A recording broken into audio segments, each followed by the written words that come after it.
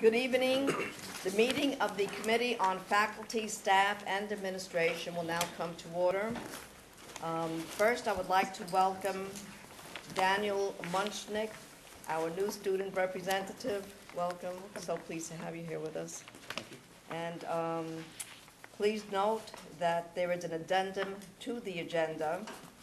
So I'd like first to start by hearing a motion for the approval of the minutes of September 3rd. So moved. Motion moved. Do I hear a second? Second. Motion made, seconded. Any discussion on the motion? There being none, I'll call for a vote. May all those in favor signify by saying aye. Aye. Any nays? Any abstentions? Aye. Motion carries. Okay, Rick Schaefer is not here as yet, so we will move on to item B1. B2, that's what Item B2. And I will ask President Gregory Williams and Dean Juan Carlos Mercado of the Center for Worker Education to introduce item B2 regarding use of City College's name by Quest. Thank you very much, Madam Chairman. It's a pleasure to be with you this evening. And it's a pleasure to talk about this new formal affiliation between City College and Quest. Lifelong Learning Institutes, seniors teaching and learning from one another, basically peer learning, if you will, are growing in popularity every year. Today, there are more than 400 of these institutes in the United States and in Canada. They're organizations of active retirees who are dedicated to meeting educational interests of their members. It's a growing movement that's occurring on opening on campuses across the continent and incorporating the vitality and the experience of older people. Obviously, older people care about education. They are motivated learners, and a Lifelong Learning Institute fosters and capitalizes on these strengths. Lifelong Learning Institutes actually add to the luster of any college or university, and actually in New York there are a number of Lifelong Learning Institutes. There's one at Fordham's College, it's called Fordham's College at 60, NYU's Osher Lifelong Learning Institute, and the New Schools Institute for Retired Professionals. The first Lifelong Learning Institute was established in 1962 at the New School in New York City, and Quest is an offshoot of that and was formed in 1995. Quest is now celebrating its 13th year in association with City College, with the City College Center for Worker Education.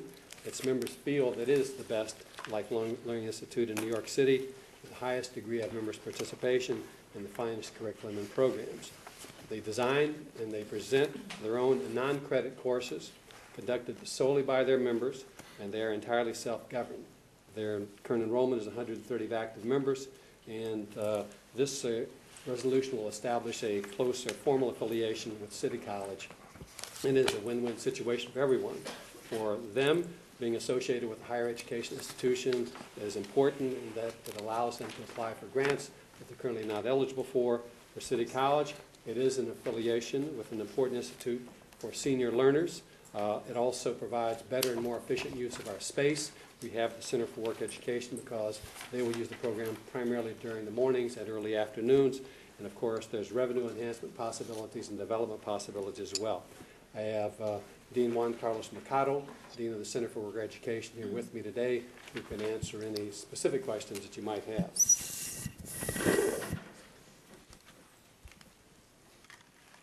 I've had the opportunity to look at the agreement between CUNY and Quest, and I'm certainly satisfied that this protects the university's interests. I have a question about the grants. Will the grants be run through the Research Foundation? Excuse me? Will Quest's grants be run through the CUNY Research Foundation? No. No. Who will they be run through? Well, this is... as an administrating agency, I meant.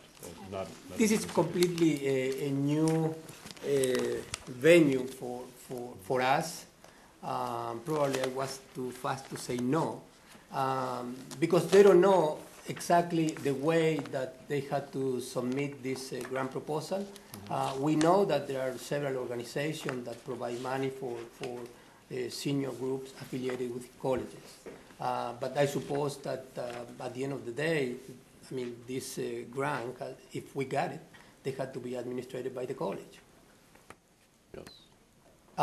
Because I know that there was some kind of concern about the financial operation. In our case, as a dean, I have total control of the finance. So they charge a fee, and they give the check to us, and we deposit the checks in our accounts. Even though we have total control of the curriculum. Every semester they submit a list of courses, and I have a power of veto these courses if we think that they're not appropriate. But I mean, we never have any problem. This association has been for 14 years, and when I came to the center as a dean, we have a meeting. It was 1 year ago, and we decided that the best thing that we can do is to have a closer relationship, because it will be the only senior group affiliated to this great institution. And in addition to that, they give us a lot of visibility. They have been profiled recently in the New York Times. Sorry, I don't want to expand on this. This is the first meeting. Just from the standpoint of precedent setting, do we have any precedent within the university where we have this type of relationship? And from an administrative standpoint, how are we handling that from a standpoint of administrative fees or something like that to offset the work that we do put into it? Maybe somebody else, you might not be able to answer, but I'm wondering if somebody else from the Chancellery can answer that. I think the grants would be run through the Research Foundation once this affiliation is done, and I think you would meet the president of the Research Foundation. Mm-hmm. I think you'll find their services to be acceptable, and the fees that they would charge to be certainly market competitive. Mm-hmm. So once we take responsibility, then we have a responsibility to funnel all those grants through the Research Foundation. I don't think you'd have a problem with that. Okay. Any other questions, comments? There being none, I'll call, do I hear a motion to approve? So moved. Motion made to approve item B2. Do I hear a second? Second. Motion made and seconded. Any discussion on the motion? There being none, I'll call the question. All those in favor signify by saying aye. Aye. Opposed, nay. Any abstentions? There being none, motion carries. Thank you. Thank you. Thank you. Next, thank you. Next on the agenda is item 1A. No, I'm sorry, B1. And Senior Vice Chancellor Rick Schaefer will introduce this item regarding procedures for public access to CUNY records under FOIL. Thank you very much. Under state law, every state agency is required to issue and keep current regulations concerning the Freedom of Information law. CUNY as an entity doesn't really issue regulations in quite the same sense that other state agencies do, and we have from time to time, or the board has from time to time, issued updates on the Freedom of Information law. But as the law changes, it changes usually very little and very gradually. And so the purpose of this resolution is to authorize my office. I do this anyway. I send out periodic memos to the colleges updating them on the law. And in order to make that fully compliant with the statute, I would like to have that be the equivalent of a state agency's regulations, which normally would be done by board resolution. So rather than come back to the board every time I want to issue an updated memo about the changes in the law, this resolution requests authorization by the board for my office to just do that as needed on a periodic basis without coming back to the board for a resolution each time we do it. Any questions? So I would assume that the next clarification that you would issue to the colleges would follow the guidelines that you set in your December memo. two of the college presidents. Would it be roughly like that, or? It would be that. Yes, it would be It's that. It's that memo, and the Yes. next time we need to do it, I'll issue another memo just like it. But I won't run back to the board each time. Thank you. And will the board be copied these memos as you? Sure, if you'd like. Yes, would like. Thank you. Okay. Are there any other questions, discussion?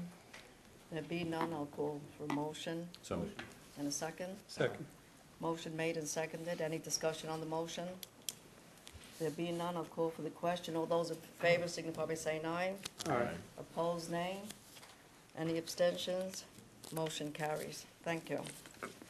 Now I will ask President Jennifer Rabb to introduce item B3, naming a distinguished lecturer at Hunter College.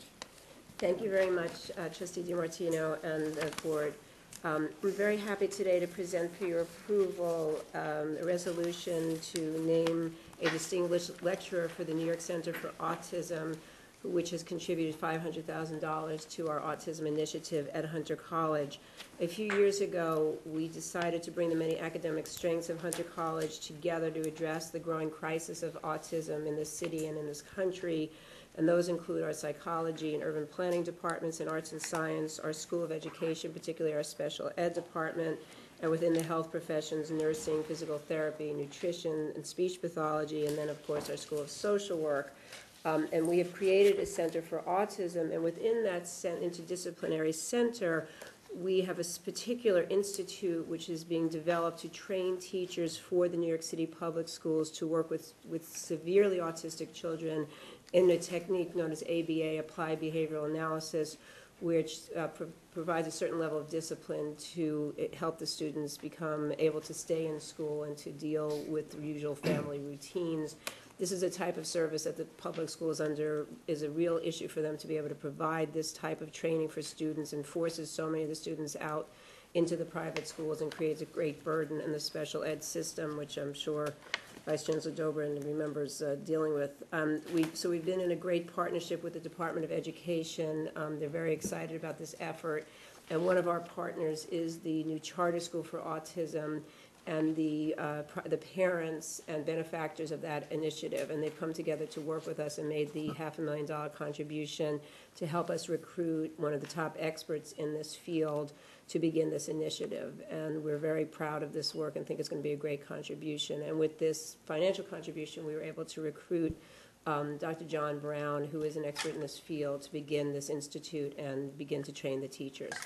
And also, as part of it, the Department of Education has given us about 3,000 square feet of a school building in Harlem to begin to work there to set up the institute, so it'll be on site in the New York City public schools. So it's a very important effort, we believe, for the city, and I'm pleased to present this resolution to support as the distinguished lecturer to lead this effort. Thank you, Dr. Rabb. Are there any questions? Any comments? There be none, I'll call for the question, or motion rather. Do I hear a motion to approve? Motion. Do I hear a second? Second. Motion made and seconded. Any discussion on the motion? There being none, I'll call for the question. All those in favor signify by saying aye. Aye. Opposed, nay. Any abstentions? Motion carries. Thank you, Dr. Thank you Rabb. very much. I will now ask Interim Executive Vice Chancellor Alexandra Logue to introduce items B4 through B7, the designation of 4 distinguished professors at the Graduate Center. Okay, thank you. It is a great honor and a great pleasure to present for this committee's consideration 4 candidates for the title of Distinguished Professor. The title of Distinguished Professor is conferred on an individual by the University Board of Trustees in recognition of exceptional scholarly achievement. It is the highest title that CUNY can confer upon a full-time faculty member. The purpose of distinguished professor appointments is both to recruit outstanding new faculty and to retain existing faculty. Distinguished professorships are reserved for faculty with records of exceptional performance by national and international standards of excellence in their profession.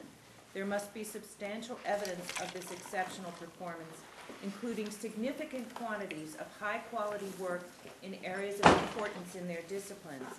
In addition, there must also be evidence that the high-quality performance will continue.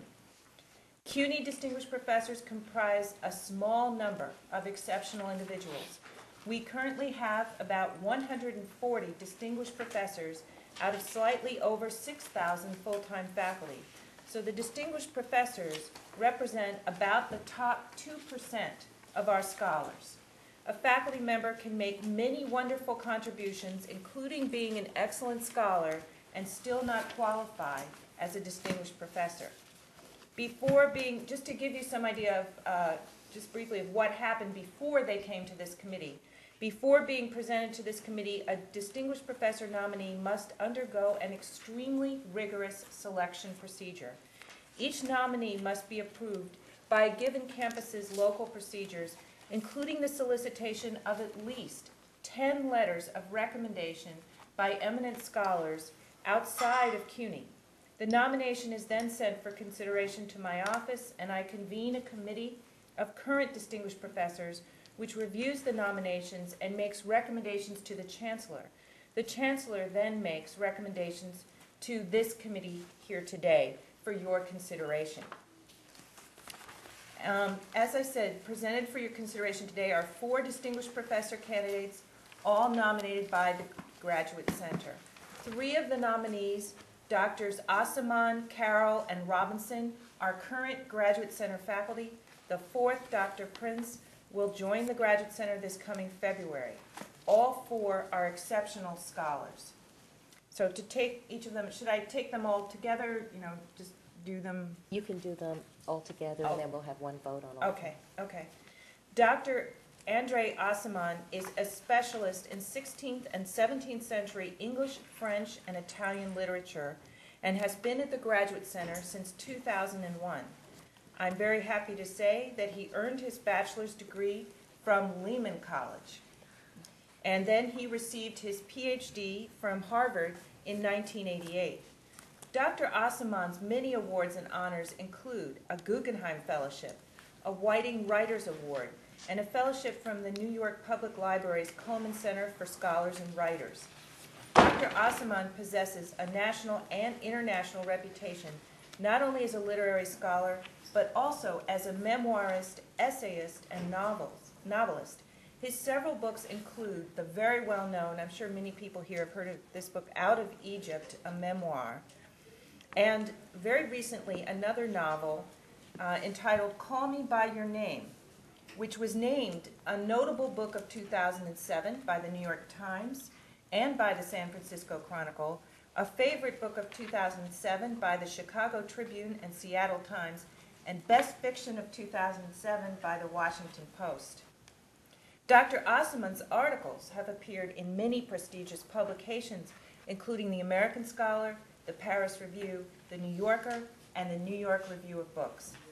The Graduate Center and the City University of New York will be well served by Professor Asaman's appointment as Distinguished Professor. That's just the first one. Okay. The next one, Dr. Noel Carroll holds 2 doctoral degrees, a PhD in philosophy from the University of Illinois, Chicago, and a PhD in cinema studies from New York University. He has also earned 3 master's degrees. He comes to the Graduate Center this past September. It keeps going, yeah. From Temple University, where he was Andrew W. Mellon Professor in the Humanities. So he had a named chair faculty position at Temple. Dr. Carroll's area of specialization is the philosophy of art and aesthetics. His scholarly work is in the fields of film theory, the philosophy of literature, the philosophy of the visual arts, and social and cultural theory, and his work is extremely well regarded. He's unusually qualified for these areas due to his having the 2 doctoral degrees. Dr. Carroll is the author of 13 books and has written over 200 articles, published in journals as distinguished as the Journal of Aesthetics and Art Criticism, which is the foremost journal in the field. Additionally, he has served as president of the American Society for Aesthetics and as a trustee of the American Philosophical Association. He is also a recent Guggenheim Fellowship recipient. Again, the Graduate Center and the City University of New York will be well served by Professor Carroll's appointment as Distinguished Professor. Okay, number 3. Dr. Jesse Prince is a renowned scholar in the philosophy of mind and cognitive science, who is coming to us from the University of North Carolina, Chapel Hill. His research interests also include the philosophy of psychology, the philosophy of language, moral psychology, and aesthetics. He earned his PhD with honors in philosophy from the University of Chicago in 1997. Within a decade of receiving his doctorate, Dr. Prince had already published 3 books: The Emotional Construction of Morals by Oxford University Press in 2007, Gut Reactions, A Perceptual Theory of Emotion by Oxford again in 2004, and Furnishing the Mind, Concepts and Their Perceptual Basis by MIT University Press in 2002. These are top university publishers. These 3 books have significantly influenced their respective areas of investigation, which are the fundamental role of the emotions and morals, the empirical basis of emotions, and the nature of concepts. 2 additional books are forthcoming. I might mention with Dr. Prince, he is highly unusual in that he actually looks at psychology experiments and data to inform his philosophy. That's not typical. And as an experimental psychologist, I find it wonderful. In addition, now, most wonderful scholars are very lucky if they have a conference organized about their research, in honor of their research, when they either retire or die. Dr. Prince has done neither of those things, but has already had 4 conferences organized about his research, in honor of his research. So once again, I should note, the Graduate Center and the City University of New York will be well served by Dr. Prince's appointment as a distinguished professor. And I should also note the appointments of both Drs. Carroll and Prince, which are both philosophers, confirm the Graduate Center's leading international reputation in the field of philosophy. Finally, this brings me to Dr. Chase Robinson, who recently arrived at the Graduate Center from Oxford University to become both a professor and the Graduate Center's new provost. Dr. Robinson is one of the world's leading scholars of pre-modern Islam. He earned his PhD from the Department of Near Eastern Languages and Civilizations at Harvard University in 1993 and his bachelor's degree from Brown. He has also pursued studies at the Middlebury College School of Arabic, the American University of Cairo, the University of Cairo, the Hebrew University of Jerusalem, and the Center for Arabic Study Abroad. His many research grants include support from the British Academy, the National Endowment for the Humanities, the Mellon Foundation, and the Leverhulme Trust. Dr. Robinson's books include Empire and Elites After the Muslim Conquest, The Transformation of Northern Mesopotamia, which was published by Cambridge University Press in 2000. Also, Islamic Historiography by Cambridge University Press 2003. Again, these are top university publishers. His forthcoming book, The Legacy of the Prophet, The Middle East and Islam, 600 to 1300, will also be published by Cambridge and is expected to offer a sweeping synthesis of the field. Dr. Robinson's selection as the editor of the first volume of the New Cambridge History of Islam, which is now in press, is just one example of how highly regarded his scholarly work is. And once again, the Graduate Center and the City University of New York will be well served by Dr. Robinson's appointment as distinguished professor. Those are the 4. Thank you, Vice Chancellor Lowe. Do I hear a motion to approve items B4 through B7? Motion so moved. I have a motion, I have a second. Any discussion on the motion? There being none, I'll call the question. All those in favor signify by saying aye. Aye. Opposed, nay. Any abstentions? There being none, motion carries. Thank you. I will now ask Vice Chancellor Waters to introduce addendum item B8, an extension of military leave and benefits for university employees called to active service. Vice Chancellor Waters. Thank you, Trustee DiMartino. On October 22nd, 2001, November 18th, 2002, March 29th, 2004, February 28th, 2005, January 8th, 2007, and January 28th, 2008, the Board of Trustees passed resolutions extending military leave and employer-paid health and welfare benefits coverage for university employees recalled from the reserves to active military service in response to the events of September 11, 2001. This resolution authorizes the continuation of these benefits through December 31st, 2009, in response to the need for employees to serve in the armed forces in light of the continuing evolution of the response to September 11, 2001 into a wider campaign against terror, including military action in Iraq. I put that forward for your vote. We need a motion, is it? We need a motion. Do I hear a motion? So moved. Motion made, Second. motion. Do I hear a second? Second. Any discussion on the motion? There being none, I'll call the question. All those in favor signify by saying aye. Aye. Opposed, nay. Any abstentions? There being none, the motion carries. Thank you. I would now like to introduce Dr. Joanne Ween from the Office of Academic Affairs to introduce items C1 and C2. Yes, thank you.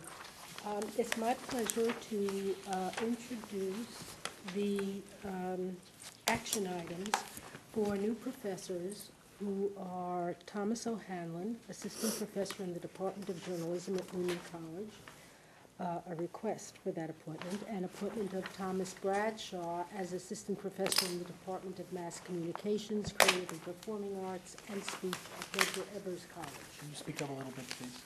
Sure, I'll try. Lehman College requests that Tom O'Hanlon be appointed Assistant Professor in the Department of Journalism, Communication, and Theater effective September 1st, 2009. Because Professor O'Hanlon does not possess a PhD and no equivalency exists in the bylaws for the discipline of journalism, a waiver of Section 11.7.B.2 of the bylaws is required. Professor O'Hanlon received an MFA in Integrated Media Arts from Hunter College in 2008. He has been on the faculty at Lehman as a full-time lecturer since September 2002. His professional experience includes radio broadcasting for Metro Networks, NBC, and WAF, AS, AM, and FM. He worked as a news producer for WNBC Television from 1987 to 2000, and in 1989 was nominated for a New York Emmy Award. The college strongly recommends Professor O'Hanlon's appointment. The second individual from Medgar Evers College is Thomas Bradshaw. Their request is that he be appointed Assistant Professor in the Department of Mass Communication, Creative and Performing Arts, and Speech, effective February 1st, 2009. Again, he does not possess a PhD, and because no equivalency laws exist in the bylaws, a waiver of Section 11.7.B.2 of the bylaws is required. Professor Bradshaw received an MFA in playwriting from Brooklyn College in 2004. He brings a wealth of experience in playwriting to this position. He has written 9 plays and have had 17 productions. He has received numerous awards for his work, including a Jerome Grant for his play Purity. His play Strom Thurmond is Not a Racist was the winner of the American Theater Co-op's National Playwriting Contest in 2005. He was named Best Provocative Playwright by the Village Voice in 2007. Professor Bradshaw has guest lectured at SUNY Purchase, the New School, and New York University, and has taught playwriting, drama, English, and graduate tutorials at New York University, Brooklyn College, and Medgar Evers College. The college again strongly recommends Professor Bradshaw's appointment. Thank you. Thank you, Dr. Ween. Do I hear a motion, any questions? Do I hear a motion to approve items C1 and C2? Motion. Motion made. Do I hear a second? Second. Motion made and seconded. Any discussion on the motion? There being none, I'll call the question. All those in favor signify by saying aye. Aye. Opposed, nay. Any abstentions? Motion carries. Thank you. Items Roman numeral 2A through E are included in the agenda for information purposes only and do not require a report or a vote. I will now ask, call on Vice Chancellor Waters for her report. My report is short this evening. I just want for your information, for you to note that there are 2 POs with waiver of bylaws, one at the law school and one at the central office. And the ECP positions below the level of vice president, there are 19, only 6 of those are new appointments, 5 are acting appointments to reflect the movement of the EOC directors, of 2 EOC directors onto the tax levy payroll, and 6 are changes to titles. And that's it for my report. Thank you very much. Do I hear a motion to adjourn? Motion made. Seconded? We are now adjourned. Thank you.